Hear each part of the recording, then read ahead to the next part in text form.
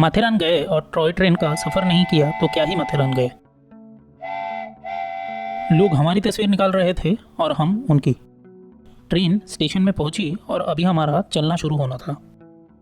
Matheran Britishers के द्वारा बसाया गया एक हिल स्टेशन है। चल चल के होटल पहुंचे ही थे कि जोरदार बारिश शुरू हो गई।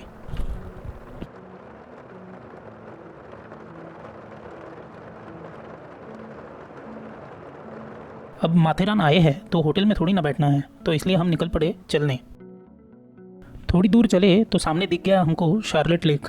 ये यही लेक है जिससे पूरे माथेरान को पानी का सप्लाई होता है।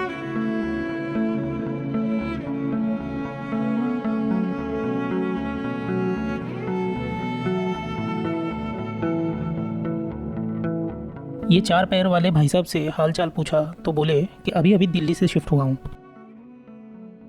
ये व्यू पॉइंट है जहाँ से बहुत ही अच्छा व्यू मिलता है, पर किसी और मौसम में।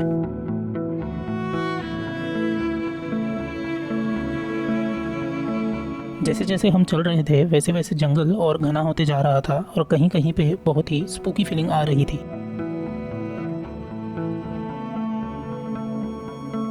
और एक भाई साहब से भी मुलाकात हो गई जो अभी अभी दिल्ली से शिफ्ट हुए हैं। चलते चलते हमें 2 रास्ते दिखे, एक लेफ्ट और एक राइट। हमने राइट रास्ता लिया और लेफ्ट में चले गए।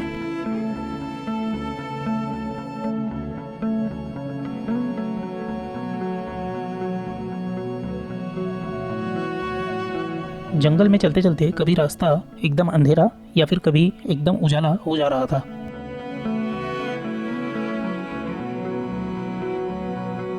फाइनली हम माथेरान के रेस कोर्स पहुंच गए। यहाँ पे ना घोड़े थे और ना हमारे पास उन पे लगाने के लिए पैसे, और सब ने यही कहा चलो भागो यहाँ से। घोड़े तो दिख गए पर सवारियों के साथ, इसलिए हमने फिर से चलने का फैसला किया।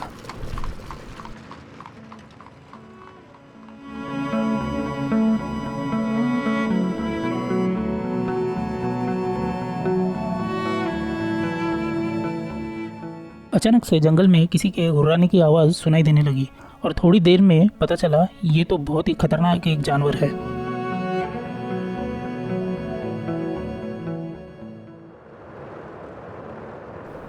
बारिश फिर से तेज़ होने लगी तो भुट्टा खाने का मन किया। बस हाथ में भुट्टा लिया ही था कि कहीं से एक बंदर आया और हाथ से छीन कर ले भागा।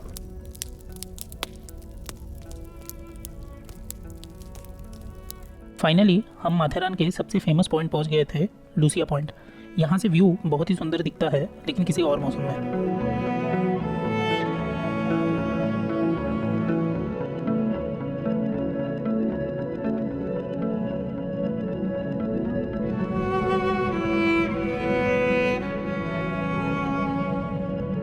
बादल कुछ देर के लिए हट गए और हमारे सामने एकदम साफ साफ नज़ारा दिखने लगा।